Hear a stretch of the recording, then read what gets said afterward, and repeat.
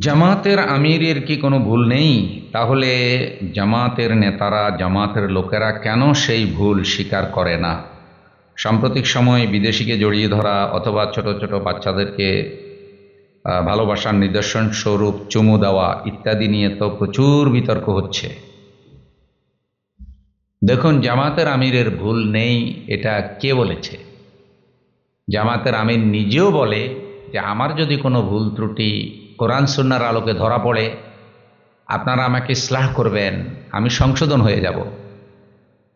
কিন্তু যেটা ভুল নয় সেটাকে যদি সবাই মিলে ভুল বলে, আর কেউ যদি বলে যেহেতু সবাই ভুল বলছে, দয়া করে আপনারা এটাকে ভুল স্বীকার করে একটু তাদেরকে খুশি করেন, সেটা কি ঠিক হবে? ঈদের দিনটা মানুষ একটু খোলা মনে সবার সাথে মিশে। আমি একটু মিশেছি। হায়ারে আল্লাহ, এটা নিয়ে কি যে অবস্থা! নবীজি এটা করেছেন রে ভাই, তিনি তার প্রিয়তম সাহাবীর সাথে এটা করেছেন। এটা তো আমার নবীর প্রিয় সুন্নত। আমি তো আমার নবীর প্রত্যেকটা সুন্নতকে ভালোবাসি। একজন বিদেশি কূটনীতিকের পিছন থেকে জড়িয়ে ধরেছেন, এটাকে কোরআন সুন্নাহর আলোকে বিশাল অপরাধ হয়েছে, পাপ হয়েছে, এটা বলার কোনো সুযোগ নাই। হাদিসের রেফারেন্স যখন দেওয়া হয়েছে তখন কেউ কেউ বলতে চেষ্টা করেছে যে আল্লাহ রসুল সাল্লাহ সাল্লাম তো সাহাবীদেরকে ধরেছেন। মানুষ হিসাবে যদি ভুল করি অনুতপ্ত হবো, ক্ষমা চাইবো, কোনো অসুবিধা নাই। কিন্তু আমার শুদ্ধ কাজটাকে ভুল হিসাবে চালিয়ে দিবা আর মনে করবা নিজেই শুধু জ্ঞানী, আর সবাই চোখ বন্ধ করে অথবা উট পাখির মতো ঠোঁট বালিতে ঢুকে বসে আছে, এটা মনে করবা না। জামাতের আমির ধরেছেন একজন বিদেশি কূটনীতিককে, উনি তো কাফের, মানে যারে দেখতে নারী তার চলন বাঁকা। ওই হাদিসে কি এটা বলা হয়েছে যে সাহাবী ছাড়া কাউকে ধরা যাবে না, অথবা আমি ধরছি এটা আমার জন্যই সীমাবদ্ধ, আর কেউ ধরতে পারবে না? বিষয়টা কি এমন? বিষয়টা এমন না। আপনি বড় জোর অতটুকু বলতে পারেন যে কাজটা যদিও ঠিক, কিন্তু কিছু কিছু কাজ আছে কোনো কোনো ব্যক্তির পক্ষ থেকে এটা না হলে ভালো, সেটা তো আমরাও বলেছি। কিন্তু জামাতের আমিরকে টার্গেট বানানো হয়েছে একমাত্র জামাত ইসলামীকে ঘায়েল করার জন্য, অন্য কারণ না তো। আব্দুর রহমান আস-সুদাইস হাফেজাহুল্লাহ এই কাজ করেছেন। দেখেন নাই শেখদেরকে চুমু দিচ্ছেন, বাচ্চাদেরকে চুমু দিচ্ছেন। ওনার সমালোচনা জামাতের আমিরের মতো কেন হচ্ছে না? কারণ আব্দুর রহমান আস-সুদাইস হাফেজাহুল্লাহ তিনি তার জামাতের আমির না। আমরা অনলাইনে দেখেছি যে মরহুম প্রেসিডেন্ট শহীদ জিয়াউর রহমানও বাচ্চাদেরকে এভাবে আদর করেছেন। এখন জিয়াউর রহমান সাহেবের সমালোচনা কেন হচ্ছে না, কেন করছে না ওরা? কারণ জিয়াউর রহমান সাহেব তো জামাত ইসলামের আমির না। ভাই, তার অপরাধ এটাই যে তিনি জামাত ইসলামের আমির হওয়া। তার জায়গায় ছিলেন মাওলানা মতিউর রহমান নিজামী রহমতুল্লাহ আলাই, তার বিরুদ্ধে কি ওদের সমালোচনার শেষ ছিল? নিজামী সাহেব তো আর কোনো কূটনীতিকে জড়াই ধরেন নাই, নিজামী সাহেব তার কোনো বাচ্চাদেরকে বাবা আদর করেন নাই। তো তার বিরুদ্ধেও তো তারা অনেক সমালোচনা করেছে, কারণ তিনি জামাতের আমির ছিলেন। শেষ পর্যন্ত তাকে মিথ্যা অভিযোগে ফাঁসি পর্যন্ত দিয়ে দিয়েছে।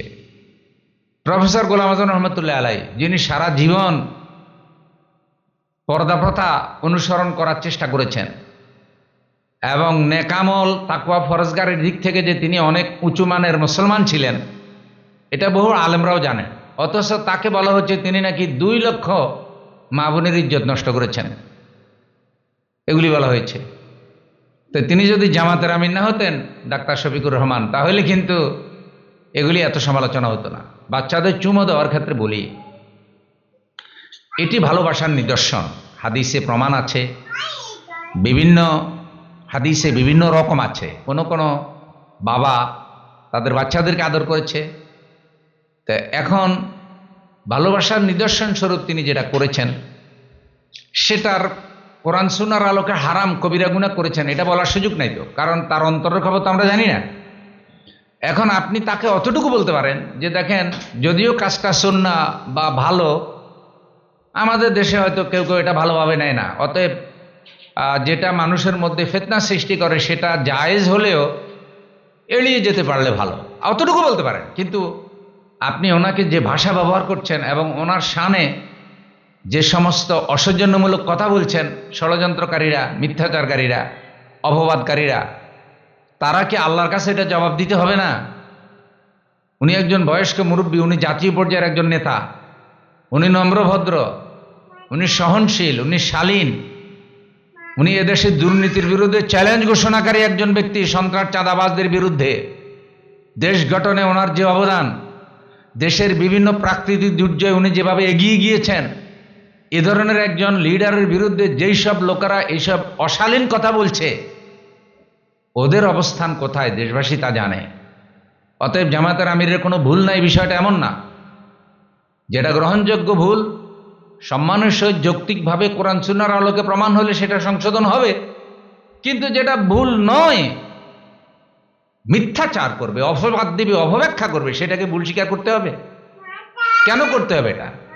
আল্লাহ তাআলা মিথ্যাবাদীদেরকে আল্লাহ হেদায়েত নসিব করুন, সত্যের বিজয় দান করুন, আমিন।